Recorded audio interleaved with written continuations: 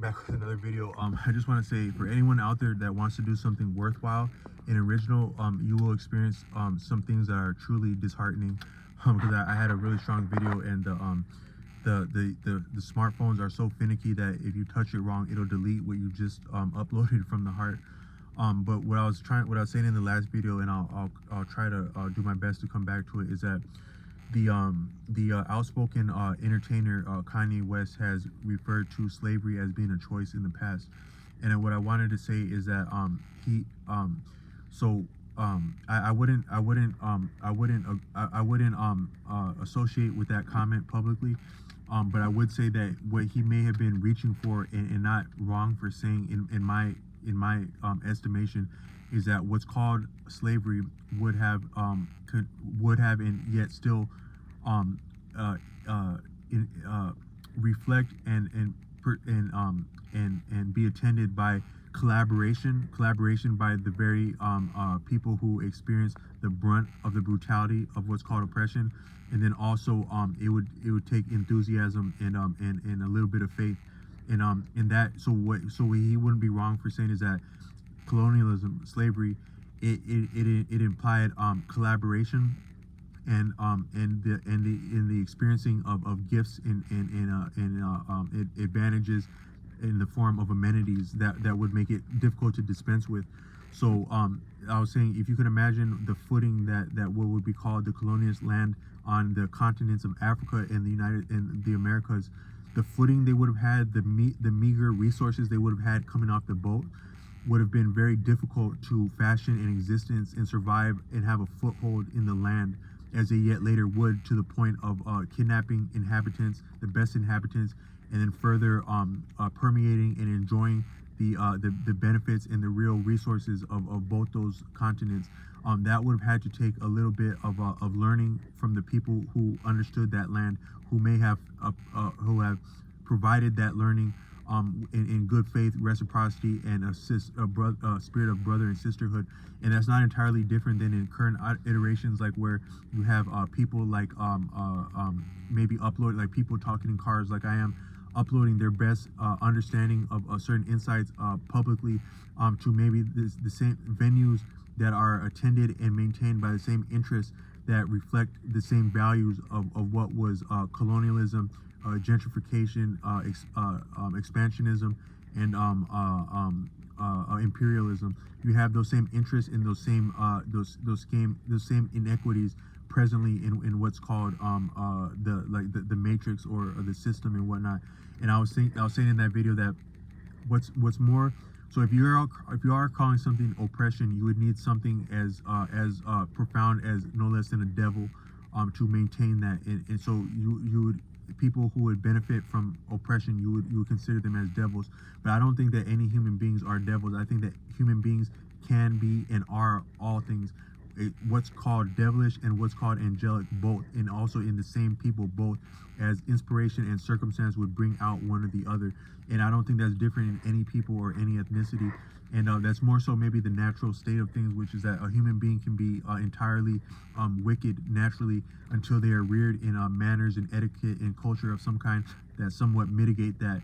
But it can't be dispensed with, and it is never outside of us. But it can be mitigated by different rearing and teaching. And I had said it, I'm not sure if this video got loaded, but that might be some of what animals flinch at and fear in human beings, is that they have the instincts of responding to human beings in pre-modern times, in the real appetites and propensities of human beings, without some of the modern iterations of culture that may mitigate some of the potential of a human being. But a human being can be all things. But all I meant to say is that sometimes we get confounded with certain terms. So what oppression might be better enunciated as would be an abusive relationship. And an abusive relationship requires collaboration of different kinds. That's what's so egregious about sexual abuse, is because just to receive a touch of any kind, you can't help but identify that touch and identify with that touch, and therefore participate in that touch. And your very participation is the means and access of your own detriment in an abusive relationship. But an abusive relationship is so difficult to dispense with because of the combination of abuse and flattery. That's real abuse contains punishment and also flattery. How sometimes in the 1990s, there would be like a lot of skits like in different albums of both like maybe like hip hop and R&B, and they do a lot of phone skits. And in one of them, they had one where like a brother was he's like a ladies man, and he's putting a girl on speakerphone in front of his friends. Now, how would this sound? Like imagine so you have a girl, a woman on a phone, right? Well, around like a ladies man, in maybe in a car, and then she's like yeah, but so she had just been talking to her friends who know that this person is no good for her, but she's like she still yet has she has dissonance, ambivalence. Maybe the key feature of abuse is ambivalence. You don't know how you feel about someone because they're not honest with you. That's how you don't know how you feel about someone.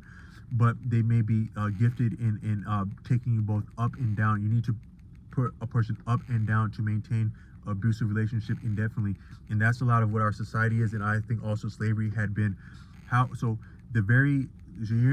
in a desert of deprivation and punishment, yet you see an oasis and a slight reprieve. That reprieve had been the devil right there. If you remember the movie Aladdin, where Aladdin comes across Jafar and Moffat disguised in a dungeon, yet who had a deal that would save him of that dungeon, but yet put him in a worse off situation. That is a devil, and that is what that is a lot of our situation and plight in this abusive relationship called oppression. But you need the participation of someone being abused. So you have a car full of, you have a womanizer and his cohorts in a car putting a woman on speakerphone, and she's like, yeah, so I was really trying to I was just trying to take a break, and really just kind of figure things out. And then so he's like, but yeah, baby, but you know how I feel about you, right? Because like I feel like, because when we talk, like I feel like no one really understands me, but only you understand me.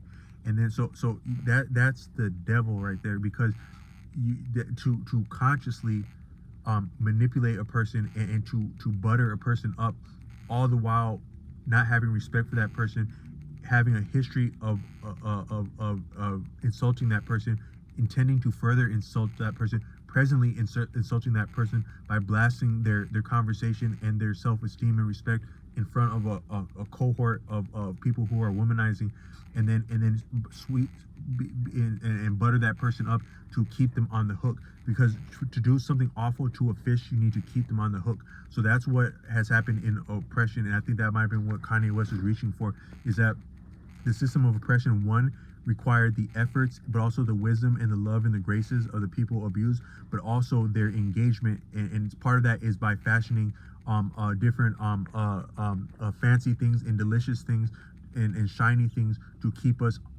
engaged with the system. So I think that some of the lavishness and the deliciousness of modern society is the very thing that keeps us engaged in something that is working against us.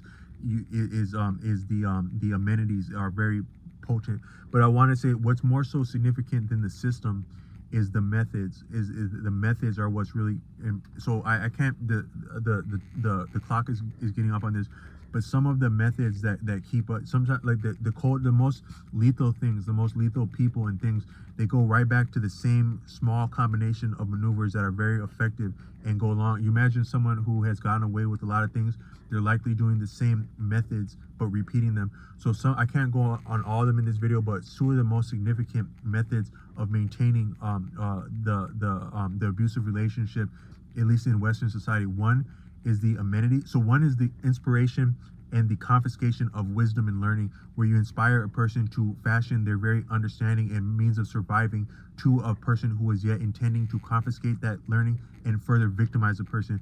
That is one of the methods. Another one of the methods is concealing death. So you imagine all these emergency vehicles running up and down the road with lights on, sirens ringing, as though, so you see this emergency vehicle, you think, wow, they're about to save someone's life. What they're really doing is they're hauling a dead body, most likely. And then you don't have an appreciation of death occurring, because as much as life is going on, you don't see that much dying because it's being concealed, and you need an appreciation of death to appreciate life. So that's part of what's significant in this society. It's the concealment of death with these emergency vehicles running all over the place, and you just don't simply see a dead body driving down the road. Another one is the museums, and Tashri Bey has said that our museums more so monopolize and conceal the real artifacts that would confound our appreciation of ourselves, our environment, and our history, is the museums. And that's very significant in maintaining